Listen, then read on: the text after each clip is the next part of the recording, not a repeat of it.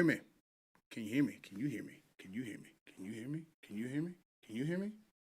All right, everyone, we appreciate you being here. Brandon Williams is available for you. Just as a quick reminder, please remember to state your name and affiliation before you ask a question.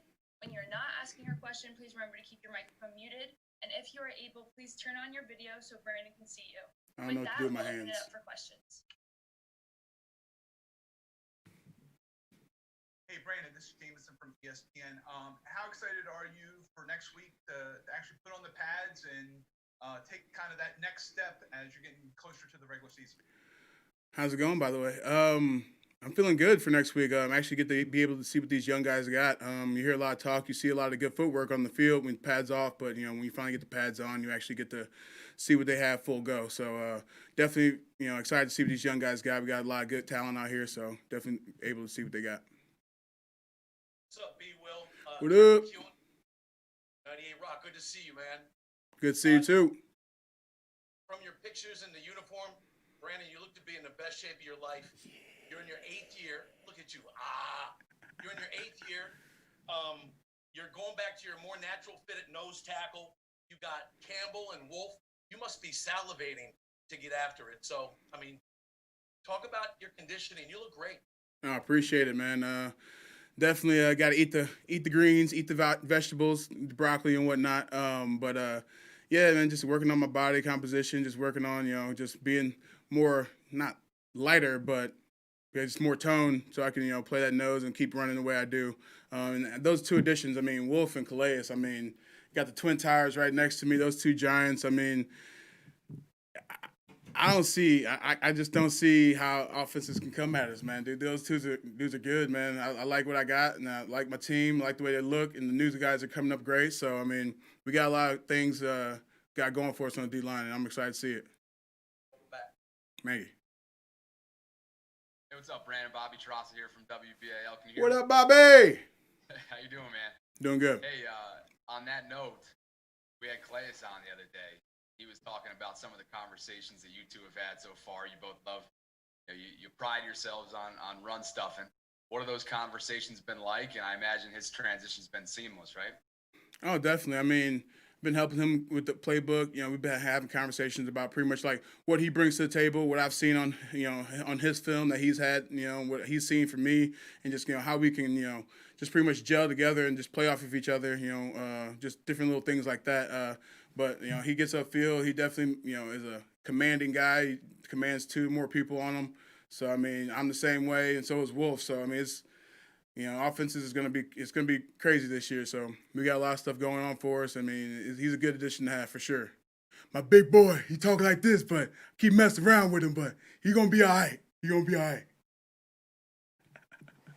Brandon, Todd Carpenter from Sports Illustrated. What do you think of the two young guys they brought in, Matabuke and Broderick Washington? What kind of advice are you giving those guys? I know they're in a tough situation. Definitely. Games. Oh yeah. With no preseason games, it's definitely tough for everybody. Every rookie, every vet who was a rookie last year, just kind of on that bubble. But what we're doing now, I feel like the Ravens did a good job of just making practice a lot more game situations, a lot more game time, so we can still see what they have in those type of situations. Matabuke, he's coming along great. Like you said, he's still a rookie, so he's got a lot of things to learn. But he's getting it, and his footwork and hands are coming along great. Broderick, he's got a lot of talent, a lot of raw talent, but he's definitely coming into his own, getting the playbook down. I told him first, once you get the playbook down, free your mind, free your feet. So you can play a lot faster when you know everything you're supposed to do, and they're coming along very well, and can't wait to see when they got the pads on. Thank you. Brandon, this is Jeff Zrebeck from The Athletic. Does moving to nose tackle full-time, I know you've played nose in the past, it's not like a huge transition, but how do you feel like that's going to impact you in your season? Well, I feel like going back to nose, I'm pretty much back home, playing what I know, playing what I'm naturally used to doing all the time. So, if I got to play 3 for my team, then I got to do it because, that's what they need from me, and that's what I'm here for. But I'm back in my natural habitat. I'm ready to take on double teams, go against centers again, and just wreak havoc in the middle. So that's my job. I'm ready to do it. Brandon, this is James from ESPN again. I know as the Ravens historically take so much pride in their run defense. What do you think is going to be the key? I know that last year there were a few games you guys wish you kind of had back. What do you think the focus is for run defense, and what do you think you guys need to do to kind of handle that area? Biggest thing is execution, fundamentals, getting back to hands and feet. When you get to those games that are run grinders, you gotta, you're only good as your foundation will allow you to be, and that's getting back to the hands, feet, moving of the feet. Making sure you know your technique and how to execute it the best of your ability.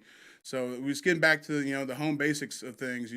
Instead of trying to do too much in the situations, just do what you're supposed to do the right way.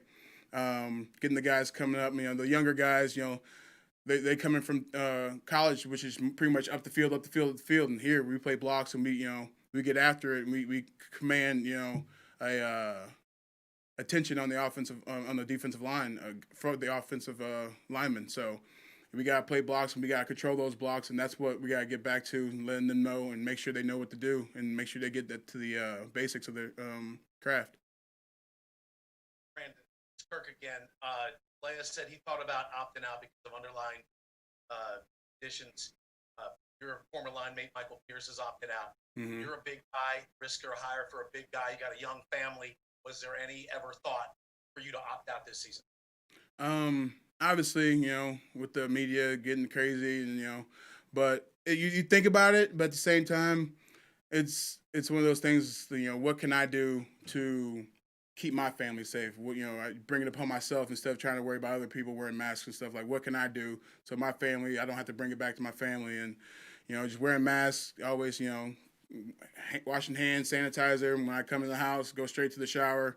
Then I play with the kids and all that stuff like that.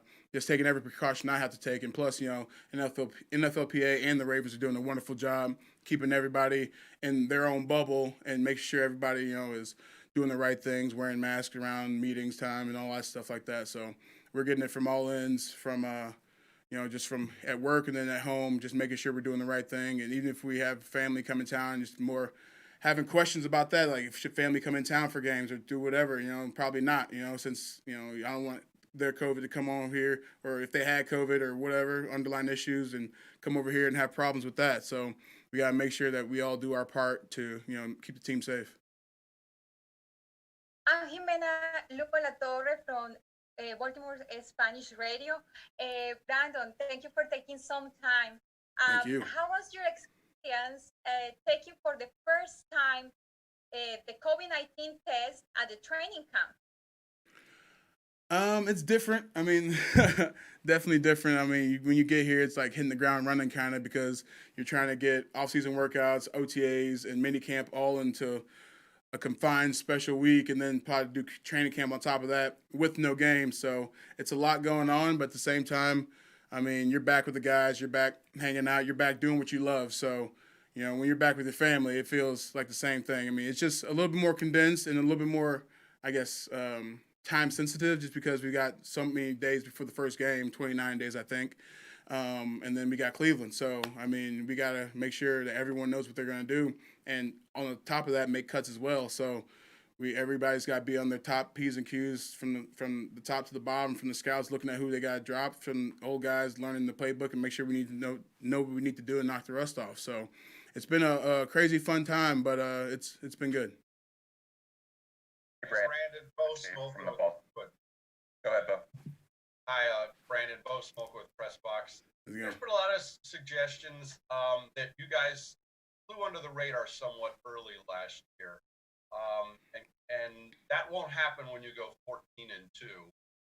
Does the vibe in the locker room feel different as a 14-2 team, and does it feel any different knowing you're going to get the best shot from everybody every week?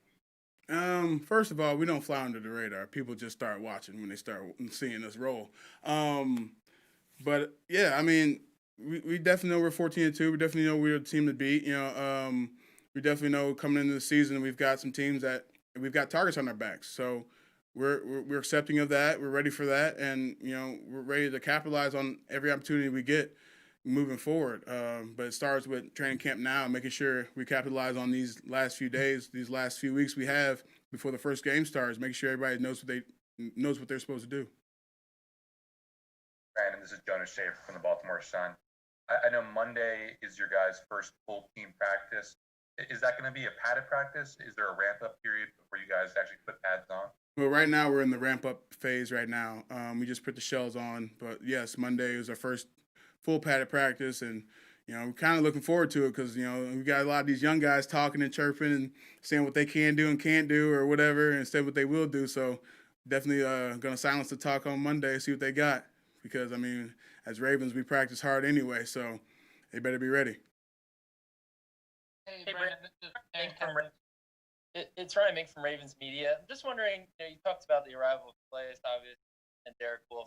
How do you think their arrival will make you better, and kind of push you back a little bit more into your natural position and helping you out?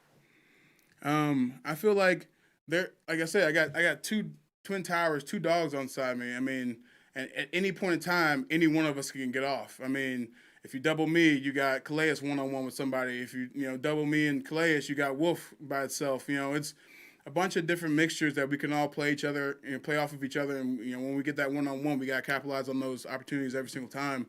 But at the same time of being a pro, like you got Calais, who's a guy who's been in the league longer than me. You got Wolf, who's a guy who's been to the pinnacle, to the Super Bowl. So they all know how to get it done, and they know how to be the best pro. So on top of that, I'm taking as much as they are from me because I'm still learning how to be a pro. I'm still learning, as we go on from everybody because, that's how you become a family. You got to gel the unit in order to keep going forward together.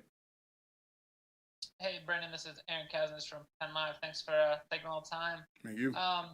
You mentioned, the run defense. I'm curious, the way last season ended with that game against the Titans, does that fuel you a little bit more? Is there anything specific you learned run defense-wise from that game? I feel like games like that, and you always learn something from it. You're never down about it, but you're always excited that you can play another season and get that taste out of your mouth for sure.